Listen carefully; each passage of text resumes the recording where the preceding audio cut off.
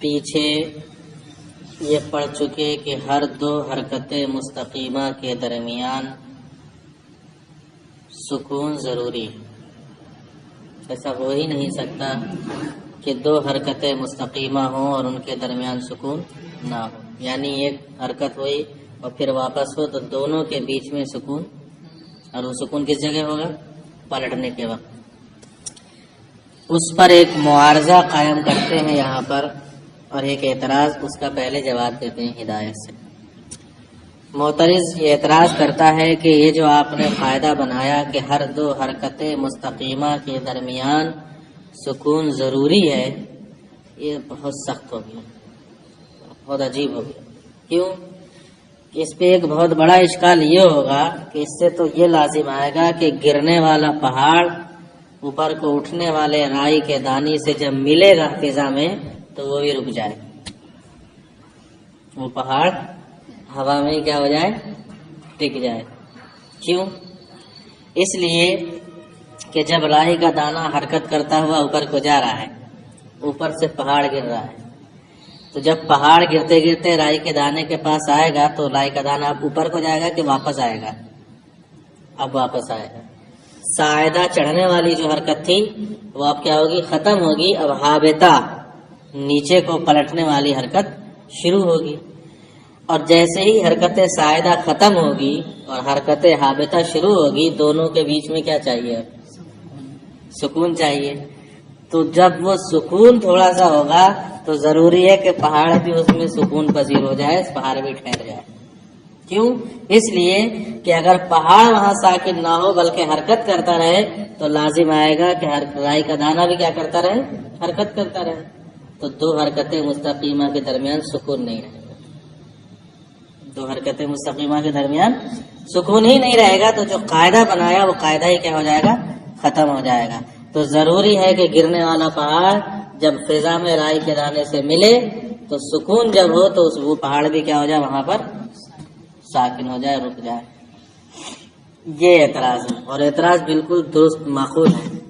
ہونا تو یہی چاہیے. جب دو حرکتیں مستقیمہ کے درمیان سکون ہے تو پہاڑ کو بھی ٹکنا چاہیے کہیں نہ کہیں رائی کے دانے سے، اور رکنا چاہیے بیچ میں. اس میں ایک لفظ ہے آنی اور دوسرا لفظ ہے زمانی. ٹھیک ہے، آنی سے مراد بھی ذاتی ہے اور زمانی سے مراد بھی یہاں ذاتی ہی. کہتے ہیں، جواب کہتے ہیں کہ آپ کا اعتراض بالکل درست ہے. اعتراض کیا ہے؟ بالکل درست ہے. لیکن یہاں پہاڑ کی حرکت اور رائی کے دانے کے سکون کے درمیان کوئی منافات نہیں ہے. ایسا ہو سکتا ہے کہ پہاڑ کا دانہ، پہاڑ حرکت کرتا رہے اور دانہ کیا ہو جائے؟ ساکن ہو جائے. اس میں منافات نہیں ہے. کیوں کہتے ہیں؟ اس کہ رائی کے دانے کی حرکت جب پہاڑ اس سے ملے گا اوپر سے آتے ہوئے تو جو حرکتیں قصریہ اب تک ہو رہی تھی، اس میں نیچے سے اوپر کو پھینکا گیا تھا تو قصر قاصری کی وجہ سے تو اوپر کو جا رہا تھا. جب پہاڑ سے ملے گا تو وہ اس کی حرکت اب کیا ہو جائے گی؟ بند ہو جائے گی. وہ حرکت کیا ہو جائے گی؟ بند. اب وہ بذات کیا ہو جائے گا؟ ساکن ہو جائے گا. بذات کیا ہو جائے گا؟ ساکن. اور پہاڑ جو حرکت کرتا ہوا آ رہا ہے وہ بذات حرکت کر رہا ہے. ٹھیک ہے، کون سی حرکت کر رہا ہے؟ وہ بذات. تو رائی کا دانہ جب پہاڑ سے ملے گا اور پلٹے گا تو اب وہ بذات ساکن ہوگا، بالعرض حرکت کر رہا ہوگا. بذات کیا ہوگا؟ وہ ساکن ہوگا. اور بالعرض کیا ہوگا؟ جیسے کشتی میں بیٹھنے والا آدمی بالعرض حرکت کر رہا ہے کشتی کی وجہ سے، اور بذات کیا ہے؟ بیٹھا ہوا ہے کہ نہیں بیٹھا ہوا ہے؟ بذات کیا ہے؟ بیٹھا ہے. لیکن بالعرض کشتی کی وجہ سے کشتی چل رہی ہے تو وہ بھی کیا کر رہا ہے؟ حرکت کر رہا ہے. تو بالعرض حرکت کر رہا ہے اور بذات کیا ہے؟ سکون پذیر ہے. کہتے ہیں ایسے ہی جب پہاڑ رائی کے دانے سے ٹکرائے گا تو اب اس کی حرکت قصریہ بند ہو گئی. جو اوپر کو جا رہا تھا یہ طاقت سے پہاڑ لگ گیا تو وہ حرکت قصری ختم. اب جب ختم ہو گئی تو اب کیا ہو گیا؟ یہ بذات سکون پذیر ہو گیا، یہ ساکن ہو گیا. اب جو اس کی حرکت شروع ہوگی وہ پہاڑ اس سے حرکت کروا رہا ہے، اور وہ کون سی حرکت ہوگی؟ حرکت عارضی ہوگی. حرکت عرضی. تو پہاڑ کی حرکت ذاتی اور رائی کے دانے کے سکون ذاتی کے درمیان کوئی منافات نہیں. ایسا ہو سکتا ہے. ہم نے یہ جو دعویٰ کیا ہے کہ دو حرکتوں کے درمیان سکون ضروری ہے، وہ اس وقت ضروری ہے جب دونوں کی دونوں حرکتیں کیا ہو؟ بالذات ہو، کوئی حرکت اس میں بالعرض نہ ہو. اور یہاں پر پہاڑ کی حرکت تو بالذات ہے، لیکن رائی کے دانے کی حرکت کیا ہے؟ بالعرض ہے. لہذا اس میں کوئی منافات نہیں ہے. ایسا ہو سکتا ہے. سمجھ میں آئیے یہ الحبۃ المرمیہ الی فوق عند نزول الجبل. کہتے ہیں اوپر کی جانب پھینکا گیا رائی کا دانہ پہاڑ کے نزول کے وقت تنتہی حرکتها الی السکون، اس کی حرکت سکون پہ جا کے منتہی ہوگی. ولکنہ غیر مانع لحرکت الجبل، لیکن وہ حرکت جبل کے لیے مانع نہیں ہوگا. لأن سکونها آنی، کیونکہ اس کا سکون ذاتی ہے. وہ حرکت الجبل زمانی، اور پہاڑ کی حرکت ذاتی ہے. ولیس بینہما ممانعت، اور ان دونوں کے درمیان کوئی ممانعت نہیں ہے کہ بالذات ایک شخص ساکن ہو اور بالعرض کیا ہو؟ حرکت کر رہا ہو. جیسے کہ کشتی میں بیٹھنے والا. فصل فی ان الفلک يتحرك متحرك بالارادہ لان حرکته ذاتیہ لو لم تكن ارادیۃ لكانت اما طبعیۃ او قصریۃ. یہ فصل یہ بتانے کے لیے ہے کہ فلک حرکت ارادی کرتا، یعنی متحرک بالارادہ ہے. یہ تو پیچھے پڑ چکے کہ فلک دائمی طور سے حرکت مستدیرہ کر رہا ہے. لیکن آج کے اس فصل کو سمجھنے سے پہلے ایک دو چیزیں سمجھ لو. حرکت دو طرح کی، ایک حرکت ذاتی اور ایک حرکت عرضی. ٹھیک ہے، عرضی کی مثال میں دے چکا ہوں، وہی کشتی میں بیٹھنے والے کی، اور ذاتی وہی کشتی جو چل رہی ہے. پھر حرکت ذاتی کی تین قسمیں ہیں، یہ بھی پیچھے پڑ چکے تھے. حرکت طبعیہ، حرکت ارادیہ اور حرکت قصریہ. یہ پیچھے پڑ چکے. حرکت ذاتی کی کئی قسمیں ہیں؟ تین. حرکت طبعیہ، حرکت قصریہ اور حرکت ارادیہ. ٹھیک ہے، یہ تین قسمیں.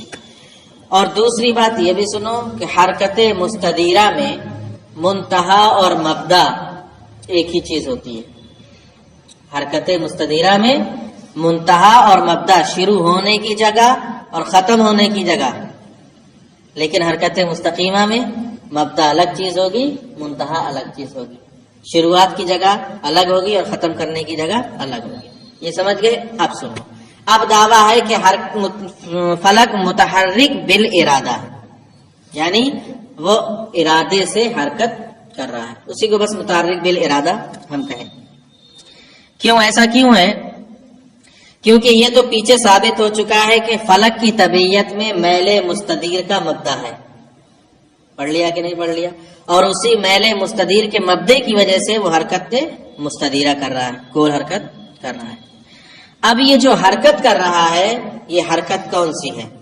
ارادیہ، طبعیہ یا قصریہ؟ ذاتی تو ہے. فلک جو حرکت کر رہا ہے یہ کون سی حرکت ہے؟ ذاتی تو ہے. کوئی اس کو کروا نہیں رہا، وہ کہہ رہا ہے کہ خود کر رہا ہے. حرکت ذاتیہ ہے. لیکن یہ حرکت ذاتیہ کی تین قسموں میں سے کون سی قسم ہے؟ ارادیہ ہے، طبعیہ ہے یا قصریہ ہے. کہتے ہیں نہ تو طبعیہ ہو سکتی ہے اور نہ ہی قصریہ ہو سکتی ہے. لہذا جب یہ دونوں باطل ہیں تو جو تیسری والی قسم ہے حرکت ارادیہ وہی رہے گی. اب رہا یہ مسئلہ کہ یہ حرکت طبعیہ کیوں نہیں ہو سکتی. تو سنو، پورا میں بیان کر دے رہا ہوں، اس کے بعد ترجمہ ملا لیتے ہیں.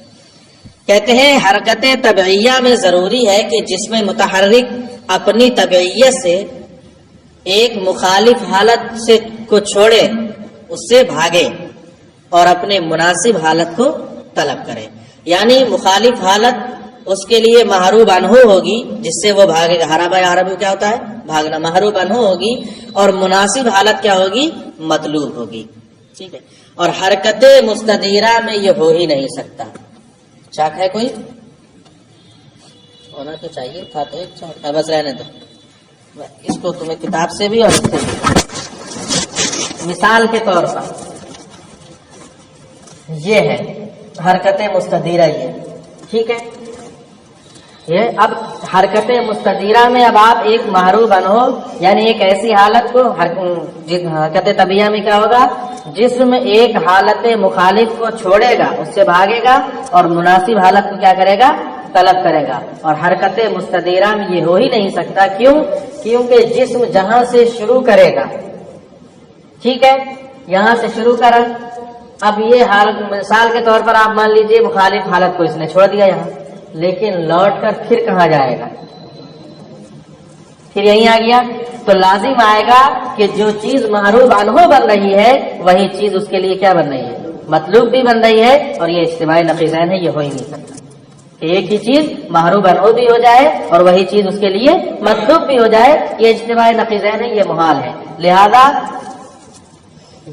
حرکت مستدیرہ میں مخالف حالت سے فرار نہیں ہو سکتا، مخالف حالت سے فرار نہیں ہو سکتا، اور مناسب حالت کی طلب بھی نہیں ہو سکتی. حالانکہ میں نے دونوں کے ایک ہی چیز میں بیان کر دیا، مناسب حالت کی طلب بھی نہیں ہو سکتی. کیوں؟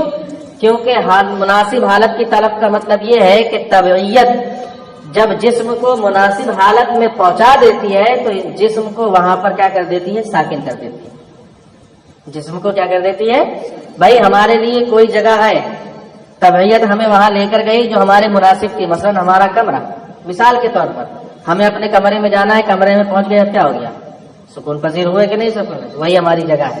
تو طبعیت جو ہے جسم کو حرکت کراتے کراتے جب اس کی مناسب حالت میں پہنچا دیتی ہے تو کیا کرا دیتی ہے، سکون پذیر کرا دیتی ہے.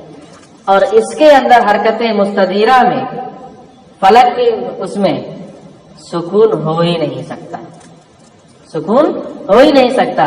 کیوں؟ کیونکہ اگر سکون پذیر ہو جائے، یہ پھر سکون پذیر ہو جائے، حرکت مستدیرہ رک جائے فلک کی، ایسا ہو ہی نہیں سکتا. کیوں؟ کیونکہ فلک پیچھے ہی ساتھ پڑ چکے ہیں، دائمی طور پر کیا کر رہا ہے، حرکت مستدیرہ کر رہا ہے، لہذا وہاں پر سکون ہو ہی نہیں سکتا. تو لہذا اس کے اندر نہ تو فرار ہو سکتا ہے اور نہ ہی طلب، یعنی مخالف حالت سے فرار نہیں ہو سکتا اور مناسب حالت کی طلب نہیں ہو سکتی. لہذا یہ حرکت طبعیہ ہو ہی نہیں سکتی. اتنا سے ملا. یہ فصل اس بارے میں ہے کہ فلک متحرک بلا ارادہ ہے، اس لیے کہ اس کی حرکت ذاتیہ اگر ارادی نہ ہو یا تو وہ طبعیہ ہوگی یا قصریہ ہوگی. لا جائزہ ان تکون طبعیۃ، اس حرکت کا حرکت طبعیہ ہونا جائز ہی نہیں. لأن الحرکت الطبعیہ حرم ان حالت منافرت و طلب لحالت ملائمت، اس لیے کہ حرکت طبعیہ میں ایک حالت منافرہ سے فرار کرنا ہوتا ہے اور ایک مناسب حالت کی طلب ہوتی ہے. وذالک فی الحرکت المستدیرہ محال، اور یہ چیز حرکت مستدیرہ میں محال ہے، نہ تو مخالف حالت سے فرار ہو سکتا ہے اور نہ ہی مناسب حالت کی طلب ہو سکتی ہے. کیوں؟ اما انہا لا یمکن ان تکون حربا، اس لیے حرب تو اس لیے نہیں ہو سکتا، فلأن کل نقطۃ یتحرک عنہا الجسم بحرکت مستدیرہ فحرکتہ عنہا توجہ الیہا، کہتے ہیں اس لیے کہ ہر وہ نقطہ جس سے جسم حرکت مستدیرہ کرے گا، حرکت کرے گا، تو اس سے اس کی حرکت خود اسی کی جانب توجہ ہوگی. اس نقطے سے اس کی حرکت پھر لوٹ کر اسی کی جانب کیا ہوگی، توجہ ہوگی. تو ایک ہی چیز محروب عنہ بھی ہو جائے گی اور ایک ہی چیز مطلوب بھی ہو جائے گی. والحرب عن شیء بالطبع استحال ان یکون توجہھا الیہ، کہتے ہیں اور کسی چیز سے بالطبع بھاگنے کے بعد یہ بات محال ہے کہ اسی کی جانب پھر متوجہ، ایسا ہو ہی نہیں سکتا. جب ایک چیز جگہ سے بھاگ رہے ہیں تو اب بھاگنا دوسری طرف ہوگا، لوٹ کر اسی طرف، یہ محال بات ہے. واما انہا لیست طالبۃ لحالت ملائمہ، کہتے ہیں اور حالت ملائمہ کی طلب بھی نہیں ہو سکتی. کیوں؟ فلأن الطبعیت اذا اوصلت الجسم بالحرکت الى حالت مطلوبہ اسکنتہ، اس لیے کہ طبعیت جب جسم کو حرکت کے ذریعے اس کی مطلوبہ حالت تک پہنچا دیتی ہے، اسکنتہ، اس کو کیا کر دیتی ہے، ساکن کر دیتی ہے. والمستدیرہ لیست کذالک، اور حرکت مستدیرہ میں ایسا ہو ہی نہیں سکتا، وہ تو دائمی طور پر کیا ہو رہا ہے، حرکت چلی رہی ہے، تو وہاں سکون بھی نہیں ہو سکتا. ولا جائز ان تكون قصریۃ لان القصر على خلاف التبع فحيث لا تبع لا قصر فيه. اب رہ گئی دوسری والی صورت کہ حرکت قصریہ بھی نہیں ہو سکتی. کیوں؟ کہتے ہیں حرکت قصریہ چونکہ طبعیت کے خلاف ہوتی ہے، مقتضائے طبعیت کے خلاف. بھائی طبیعت چاہ رہی ہے اوپر کو جانا، ٹھیک ہے، اور کوئی چیز اس کو نیچے لائے، یہی حرکت ہے قصریہ. یا طبعیت چاہ رہی ہے نیچے، کسی بھاری چیز ڈھیلے کی طبیعت کیا ہے، اس کو کہاں رکھنا چاہتی ہے، نیچے. آپ نے اوپر کو پھینک دیا تو یہ قصر، حرکت قصریہ ہوئی، ٹھیک ہے. تو قصر کی وجہ سے ہوتی ہے. تو جہاں طبعیت ہو وہیں قصر ہوگا، اور جہاں طبعیت ہے ہی نہیں وہاں قصر ہو ہی نہیں سکتا. اور پیچھے ہی پڑھ لیا آپ نے، وہاں طبیعت ہے ہی نہیں. اگر طبیعت ہوتی تو حرکتیں طبیعیہ ہی ہو جاتی. تو وہاں جب طبیعیت ہی نہیں ہے تو قصر بھی ہو ہی نہیں سکتا، لہذا وہ حرکت قصریہ بھی نہیں ہو سکتی. ولا جائزہ تکون قصریۃ، اور یہ حرکت قصریہ بھی نہیں ہو سکتی، اس لیے کہ قصر تبع کے خلاف ہے. فحیث لا تبع، تو جہاں تبع ہی نہیں ہے لا قصر فی، تو وہاں قصر بھی نہیں ہو سکتا. اب جب دونوں صورتیں باطل ہو گئی تو لازم آیا کون سی حرکت ہے. اعلیٰ حضرت علیہ رحمت و رضوان نے تحقیق فرمائی ہے کئی وجوہ سے اس بات پر کہ فلک کی حرکت ارادیہ ہونا ثابت نہیں ہے. اس کی تفصیل یہاں پر حاشیے میں نہیں لکھی ہے، وہ الکلمۃ الملہمہ میں. اور یہ بھی باطل ہے ہر دو حرکت مستقیمہ کے درمیان سکون ہو، شرعی نقطۂ نظر سے یہ بھی باطل ہے. ٹھیک ہے، اس کا حاشیہ پڑھ لینا تھوڑا سا. حرکت حبۃ المرمیہ والا جو لکھا ہے نا ہدایت، اس کا جو حاشیہ ہے اس کو بھی پڑھ لینا تو اس سے سمجھ میں آ جائے گا. اور کل والے سبق کا بھی تھوڑا سا حاشیہ جو گزر گیا اس کا بھی پڑھ لینا، زیادہ تفصیل ہو جائے گی درس کام، اس لیے میں نے اس کو بتایا نہیں تھا. خود مطالعہ کرنے کے سمجھ میں آ جائے گا.